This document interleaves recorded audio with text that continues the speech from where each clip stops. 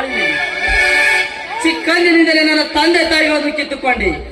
ನಾನೊಬ್ಬ ದೊಡ್ಡ ಅಧಿಕಾರಿಯಾಗಬೇಕೆಂದು ಅವರಿವರ ಮನೆಗೆ ಪೇಪರ್ ಹಾಕಿ ಇಲ್ಲಿವರೆಗೂ ಕಲಿಯುತ್ತಾ ಜೀವನ ನೂಕಿದೆ. ಪ್ರತಿಯೊಂದು ಪರೀಕ್ಷೆಯಲ್ಲಿ ರ್ಯಾಂಕ್ ಪಡೆದು ಕೆಲಸವಿಲ್ಲದೆ ನಿರುದ್ಯೋಗಿಯಾಗಿದ್ದಿರುವಂತ ನನ್ನ ಬಾಳು. ಹಣವೆಂದರೆ ಹಣವು ಕೂಡ ಬಾಯಿ ಬಿಡುತ್ತೆ ಈ ಸಮಾಜದಲ್ಲಿ. ನನ್ನಂತ ಬಡ ಬಾಯಿಗೆ ಎಲ್ಲಿ ಸಿಗಬೇಕು ನೌಕರಿ? ಹೇಳು ದೇವಾ ಹೇಳು.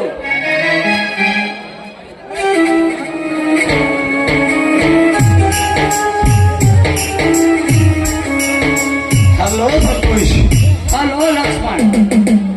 ಯಾಕೆ ಸಂತೋಷ್, ಇಂದು ನಿನ್ನ ಪ್ರಯಾಣ ಬೆಂಗಳೂರು ಕಡೆ ಬಂದಿದೆಯಲ್ಲ? ಓ, ನನ್ನ ಇಂಟರ್ವ್ಯೂ ಫೇಲ್ ಆದ ವಿಷಯ ಲಕ್ಷ್ಮಣನಿಗೆ ಏನಾದರೂ ತಿಳಿದರೆ ನನಗಿಂತ ಹೆಚ್ಚು ನೊಂದುಕೊಳ್ಳುತ್ತಾನೆ. ಅವನಿಗೆ ಈ ವಿಷಯ ತಿಳಿಸೋದೇ ಬೇಡ. ಯಾಕೆ ಸಂತೋಷ್ ಮೌನವಾಗಿ ನಿಂತು ಬಿಟ್ಟೆ? ಏನಾದರೂ ಕೆಲಸವಿರುತ್ತೆ? ಏನೂ ಇಲ್ಲ ಕಣೋ, ಹಾಗೆ ಸುಮ್ಮನೆ ಬಂದಿದ್ದೆ.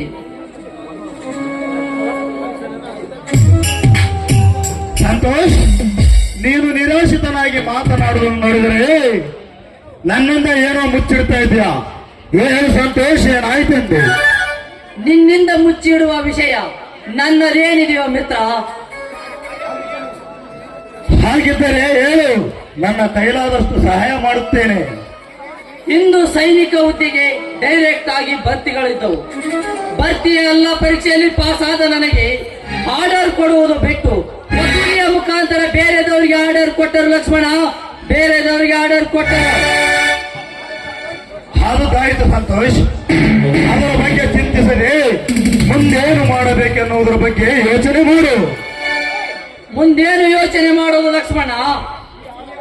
ಈ ಹಾಳಾದ ನೌಕರಿ ಹುಡುಕುವ ಸಲುವಾಗಿ ತಿರುಗಿ ತಿರುಗಿ ನನ್ನ ಜೀವನವೇ ಬೇಸರವಾಗಿದೆ. ಅದಕ್ಕೆ ಈ ಹಾಳಾದ ಸರ್ಟಿಫಿಕೇಟ್ ಅನ್ನು ಈ ಸರ್ಟಿಫಿಕೇಟ್ ಅನ್ನು ಅರ್ಧ ಹಾಕಬೇಕೆಂದು ಮಾಡಿರಿ ಆ ಹುಚ್ಚಪ್ಪ. ನೌಕರಿ ಸಿಗಲಿಲ್ಲವೆಂದು ಆ ವೇಷದಲ್ಲಿ ಸರ್ಟಿಫಿಕೇಟ್ ಅನ್ನು ಅರ್ಧ ಹಾಕಿದರೆ ಮುಂದೆ ನೌಕರಿ ಸಿಗುತ್ತದೆ ತಿಳಿದಿರುವೆಯಾ? ಬಿಟ್ಟು ಬಿಡು ನಿನ್ನ ಕೆಟ್ಟಾಟವನ್ನು.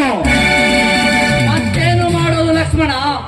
ಚಿಕ್ಕಂದಿನಿಂದಲೇ ನಮ್ಮಂತ ಬಡ ಮಕ್ಕಳು ಶಾಲೆ ಕಲಿಯೋದನ್ನು ಬಿಟ್ಟು ಕೂಲಿ ಕೆಲಸ ಮಾಡಿ ಬದುಕಿದ್ದರೆ ಇಂದು ಈ ಹಾಳಾದ ನೌಕರಿ ಹುಡುಕುವ ಕಷ್ಟ ಬರುತ್ತಿರಲಿಲ್ಲ. ನೋಡು ಸಂತೋಷ್, ನೌಕರಿ ಎನ್ನುವ ಪದ ಪೇಟೆಯಲ್ಲಿ ಸಿಗುವ ವಸ್ತುವಲ್ಲ.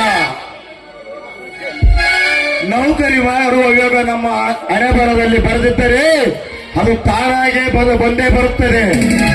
ಹೋಗಲಿ ಬಿಡು ಲಕ್ಷ್ಮಣ, ನನ್ನ ಇಂಟರ್ವ್ಯೂ ಫೇಲ್ ಆದ ಸಂಕಟದಲ್ಲಿ ನೀನೇಕೆ ಬೆಂಗಳೂರಿಗೆ ಬಂದೆ ಅನ್ನೋದನ್ನು ಕೇಳೋದೇ ಮರೆತು ಹೋದೆ.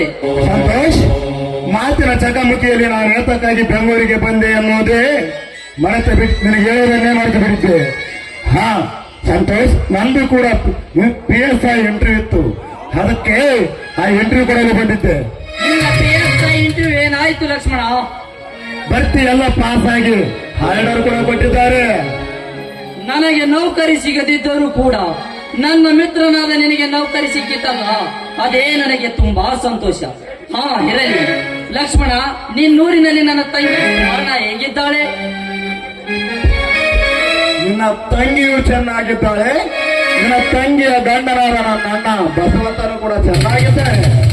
ಬೆಂಗಳೂರಿನಲ್ಲಿ ನಿನ್ನ ಅಣ್ಣ ಭೇಟಿಯಾಗಿದ್ದ, ಆರಾಮದಿಂದಿದ್ದಾನೆಂದು ನನ್ನ ತಂಗಿ ಸುವರ್ಣಗೆ ತಿಳಿಸು. ಇಂದು ನನ್ನ ಜೊತೆ ನಮ್ಮ ಊರಿಗೆ ನಡೆಯ ಸಂತೋಷ್. ಅಲ್ಲಿ ನನ್ನ ತಂಗಿಯನ್ನು ಹಾಗೆ ಮಾತನಾಡಿಸಿಕೊಂಡು ಹೋಗುವಂತೆ. ಇಲ್ಲ ಲಕ್ಷ್ಮಣ್, ಊರಲ್ಲಿ ಬಹಳ ಕೆಲಸವಿದೆ. ಒಂದು ದಿನ ಟೈಮ್ ಸಿಕ್ಕಾಗ ನಾನೇ ಬರುತ್ತೇನೆ. ಹಾಗಾದರೆ ಹೋಟೆಲ್ಗೆ ನಡೆಯ ಸಂತೋಷ್, ಟೀ ಕುಡಿದುಕೊಂಡು ಹೋಗೋಣ. ಹಾಗಾಗಿ ಮಿತ್ರ,